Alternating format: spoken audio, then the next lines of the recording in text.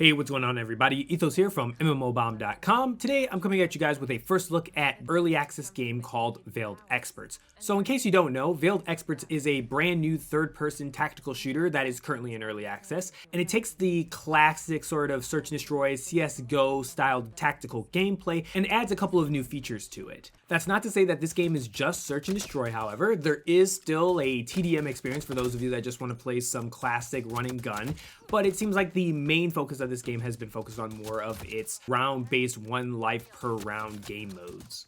One of the biggest features that you'll notice right off the bat is how it really tries to portray how fast-paced and action-packed the game actually is. This is mainly done with a mechanic that you might know a lot from Battle Royale games, which is a shrinking sort of field that constantly keeps you on the move, moving you closer and closer to the enemy to make you want to fight each other. It doesn't encourage players hiding on the edges of the map, as you can get damaged if you don't get closer and closer to the center of the map, where obviously you're going to run into the enemy team and you have to basically win.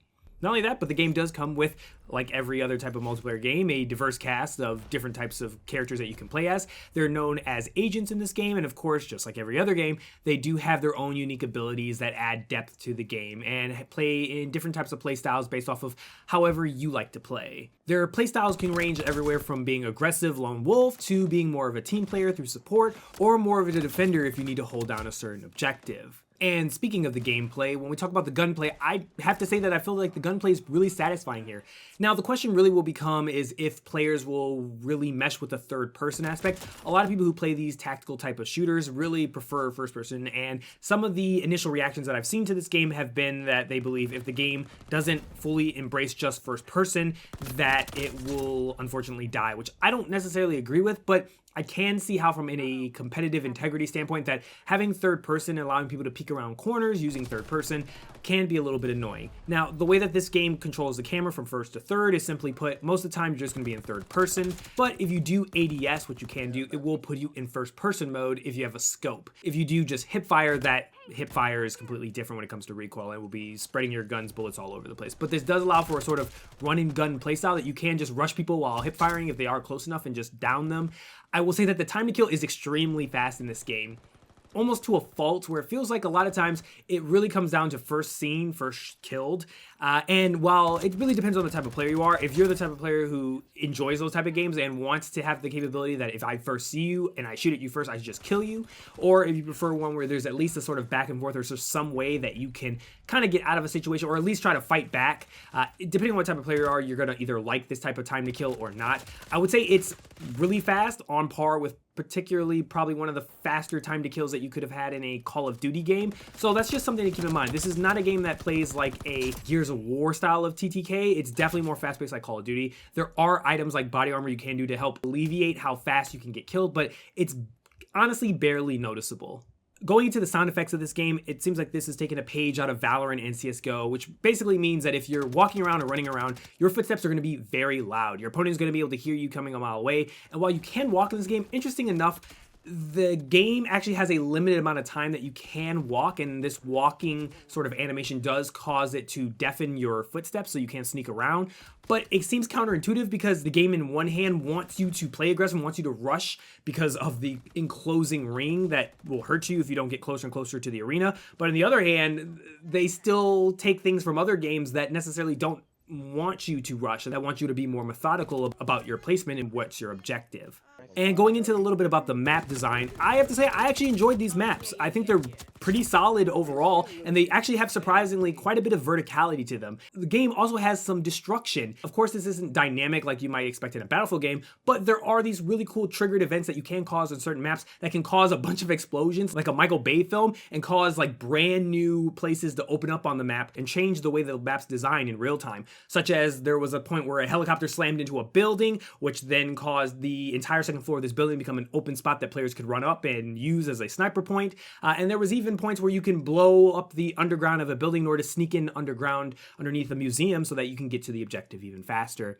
These are things that are really kind of like gimmicks, but I gotta give credit where credit's due. It's actually really cool to do. On top of that, each map does have a different type of layout based off of the game modes. So whether you're playing Search and Destroy or TDM, the map does change a little bit to accompany that said game mode. The visuals for this game are pretty awesome. I really like the way that this game looks, especially for an early access game. I think that All the characters' designs look really cool, if maybe a little bit, just a tiny bit uninspired. Like, you know, you see one guy and you're like, hey, this guy reminds me of John Wick, and you see another guy, it's like, oh, this looks like a hacker, this looks more like a medic. It's nothing really that's gonna really surprise you, but I will say it is still quality and it does look really, really good. Not only that, but also the maps look really well and the visual effects do look really cool while playing the game. And from my experience, the game runs really well. I didn't have any issues when it comes to optimization or any sort of FPS issues at all, or input latency issues while playing this game. But your mileage may vary based off of your hardware, as I play on a higher end PC. Now, moving into a little bit of the cons when it comes to this game, the first thing I have to say is that in some places, I do feel like this game is a little bit overwhelming.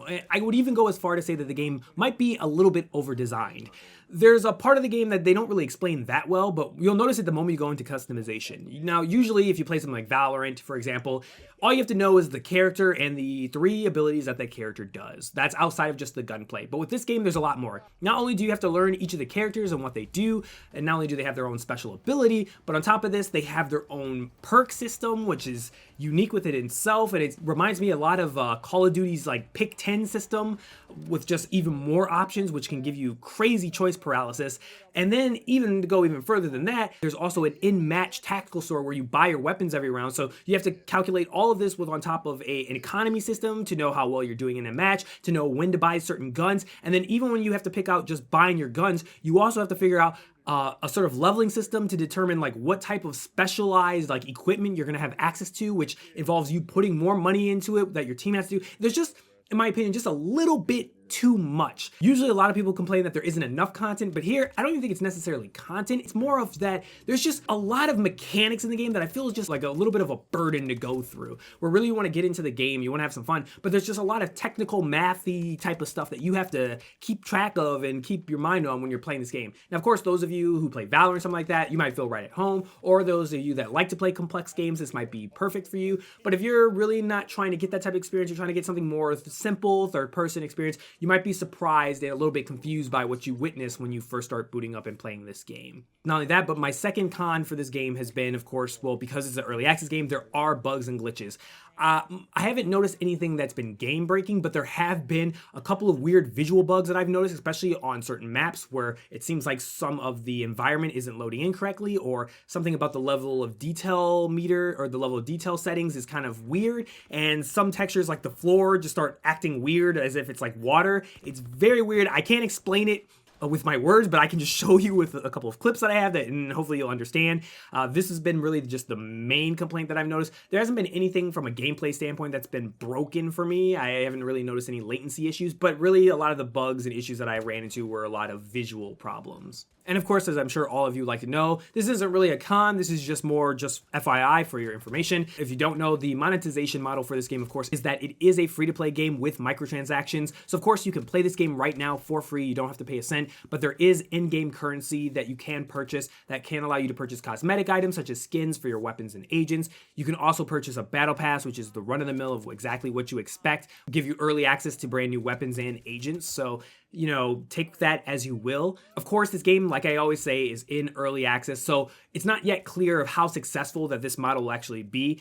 There is a lot of potential here. I can't state that enough. There is quite a bit of potential that this game does have, but it's really going to come down to how the developers go about updating this game, adding new content to this game, listening to the community, balancing it, and then seeing how they add more monetization as time goes on. A lot of times my experience with these type of games, in my first impression, is they really have a very simple monetization system, or they really haven't pulled the curtain all the way back yet. So I want you to take everything I say with a grain of salt. But hey, the game is free to play, so really, what do you have to lose except for your time? I do still think that this game is interesting enough to at least give a try and see if you enjoy it or not. I think some people are going to go into this game and enjoy it. I especially think if you were a fan of Rogue Company or any sort of third-person multiplayer shooter, I think you might actually enjoy this game.